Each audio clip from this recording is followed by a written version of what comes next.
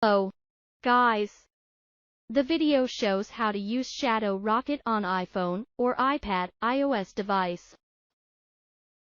Here I use BitzNet VPN to get traffic and free Shadowrocket Apple ID. Click Copy Apple ID and copy password. Then, log into the Apple ID account on your App Store. Be carefully. Then install Shadowrocket app on your iPhone. Then you need to buy a plan or new users can get a free 5G traffic in 24 hours. Click subscribe.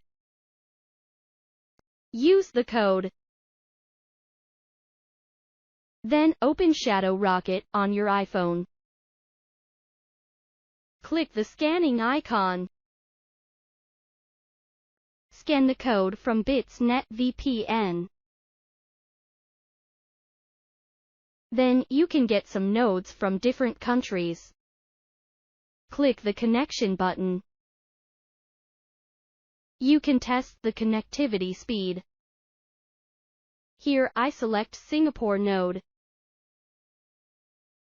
Open Safari browser to check the IP address.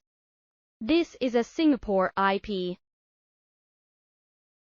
Now, you can enter YouTube to watch videos. The video about using Shadowrocket on iPhone is over.